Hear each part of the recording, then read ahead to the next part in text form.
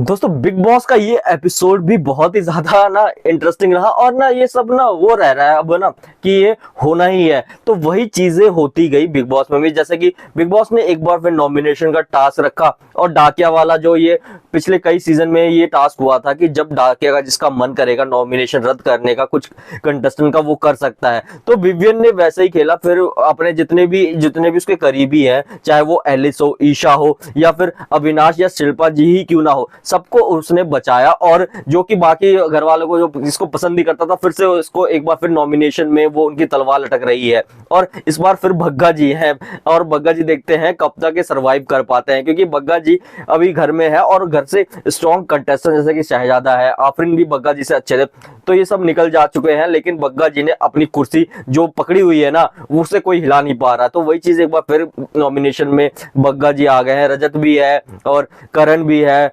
श्रुतिका भी है और क्या कहते हैं चुम भी है। चुम का थोड़ा बहुत मुझे ना लग रहा है जो आप पहले हम सबसे पहले बात करते हैं नॉमिनेशन टास्क में कि नॉमिनेशन टास्क में आखिर क्या हुआ। नॉमिनेशन टास्क में हम आपको बताते हैं ना कि चुम को ना इस साइड भी नहीं रहती, उस साइड भी, पता नहीं क्या उसका गेम पॉइंट ऑफ क्या है, क्या ओपिनियन कुछ नहीं है। एक तो खाना किचन में सब जो घर वाले उसको नॉमिनेट कर रहे हैं ना कि घर में ही किचन में ही घुसी रहती है, अभी कोई ओपिनियन कोई रिव्यू कुछ भी नहीं देती है। तो वो चीजें मेरे को भी सही लगी। अगर आप करण की साइड हो तो फिर आप देखो ना, गेम को तो खेलो यार। आपको नॉमिनेशन में समझ नहीं आता था कि आपको किसको नॉमिनेशन करना है, आपको तो उन्हीं के मेंबर्स ने, उन्हीं के ग्रुप वालों ने कर दिया, लेकिन आपको समझ ही नहीं आता कि आपको कहां खेलना है। तो चुम की गेम भी बहुत ही ज्यादा मेरे को समझ नहीं आ रही यार। बग्गा जी आते थे, थोड़ा बहुत पंच तो मार देते थे, तो वही चीजें चल रही है बिग बॉस में ना, थोड़ा बहुत ना यही चीजें हो रही है। और जो हमको बताएं, एक तो करण मेहरा की गेम भी थोड़ी बहुत डगमगा गई। अब करण मेहरा की गेम हम आपको बताते हैं ना क्यों डगमगा रही है,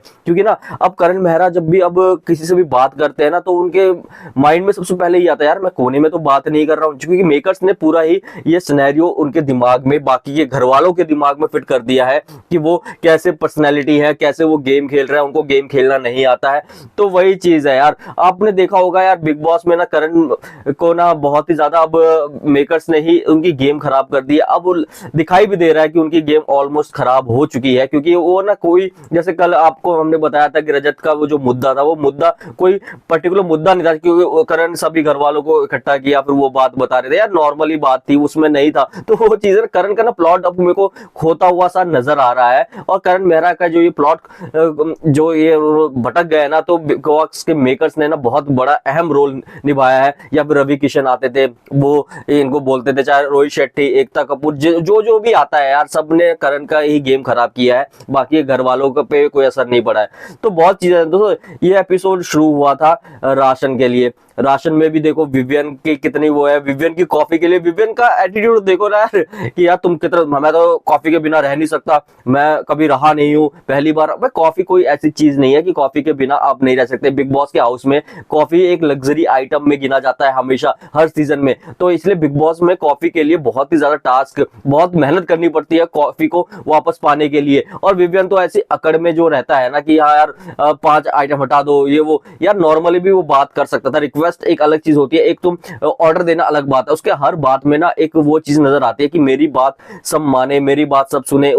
उसका जो बात करने का लहजा है ना, उसमें लगता ही है कि वो ऑर्डर दे रहा है। जैसे कि वो हुआ ना कि आप रूल नहीं तोड़ सकते, तो रजत को बोला कि पूरे घर में घूम के देखो, नॉर्मल बोलता भाई एक बार देख ले, कोई सो तो नहीं रहा पूरे घर में। उसका ना लगता है कि ना उसको, उसका जो नेचर है ना विवियन का, तो वो नेचर ही उसका ऐसा लगता है ईगो वाला, एरोगेंट वाला, कि उसकी बातें सब सुने, मेरी ही बातें सब माने, मेरी प्रजा है, मैं उसका राजा। तो वो चीजें नजर आता है। और बिग बॉस के ने इसमें बहुत अच्छी भूमिका निभाई है और मेकर्स ने भी, कि विवियन को ऐसा कंफर्ट फील कराया है ना कि वो कंफर्ट में ही है, वो कॉफी उसे मिल रही है, टाइम गॉड वो बन रहा है, नॉमिनेट वो नहीं हो रहा, उसके जो ग्रुप वाले हैं, जो 3 मेंबर है, उसे वो बचा रहा है, उसके साथ वो खड़े हैं। तो वही चीज है ना, सब उसके फेवर में आ रही है। अभी अगर देखो मेरा जो ओपिनियन है, पर्सनल ओपिनियन मैं बताता हूँ ना, जैसे कि बाकी के सभी कंटेस्टेंट को, जैसे चाहत पांडे हो या फिर श्रुतिका ही क्यों ना हो, रजत है या फिर करण हो, इन चारों को जितना सुनाया जाता है ना, जितना उनको नीचे गिराया जाता है, अगर इनमें से एक कुछ कुछ परसेंट भी ना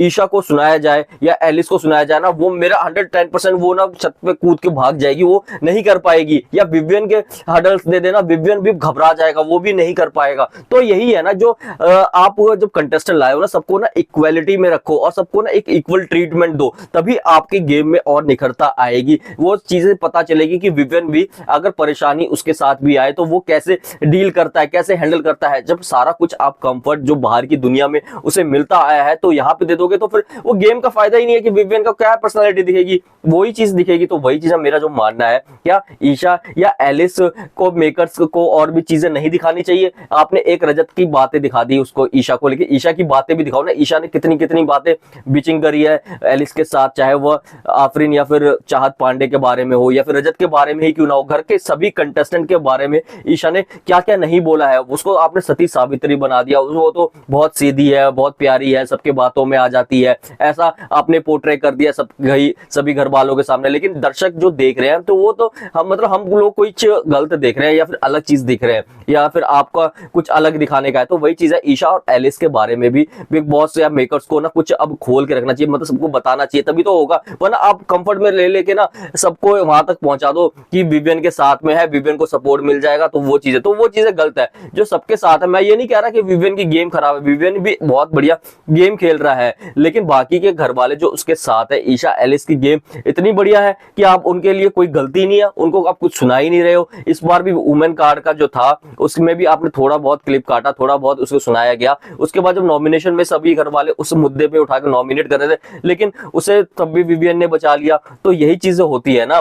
तो आप आगे सबको वही चीजें देखो ना, बहुत घर वाले जैसे क्यों लोग पागल हो रहे हैं, क्यों रजत दलाल ऐसा एरोगेंट, इतना गुस्सा, इतना कुछ गाली वाली उसके मुंह से निकल जाती है, क्यों ऐसा हो रहा है? क्योंकि ना आपने ऐसा मेकर्स ने ही करके दिया है, मेकर्स ने ही विवियन को इतना ऊपर पहुंचा दिया कि बाकी सभी घर वाले इतना हो गए ना। वो बहुत ज्यादा होता है यार नॉर्मली यार, जब सभी कंटेस्टेंट घर में आते हैं, सभी इक्वल होते हैं, ऐसा लगता है कि वही जीरो से सबने स्टार्ट किया, लेकिन आप किसी एक को इतनी वो दी जाती है ना, प्रिविलेज दी जाती है, इतना कंफर्ट दिया जाता है, तो बाकी घर वालों को वो थोड़ा बहुत तो जेलस फील होता ही है, बुरा तो लगता ही है। तो वो एक ना एक दिन ना वो फटता है, फिर वो बांध ऐसे टूट जाता है ना, फिर वो बौखला से जाता है, जैसे कि रजत अब करता आ रहा है। तो वही चीजें बिग बॉस के मेकर्स ने, इनको लग रहा है जो सभी घर वालों को जो नॉमिनेशन हुए हैं या फिर जो भी कुछ हो रहा है ये हम लोग कर रहे हैं, लेकिन मेकर से ये सब कुछ ना, ये सीन क्रिएट करता है, सब कुछ सिचुएशन ऐसी क्रिएट कर देता है ना, ऐसी बना देता है कि ये चीजें अपने आप ही होना स्टार्ट हो जाती है। वरना अगर विवियन को भी सेम ट्रीट किया जाता जैसे करण मेहरा को किया जाता, हर वीकेंड के बार में मतलब एक दो में उसे भी सुनाया जाता, उसको भी अच्छे से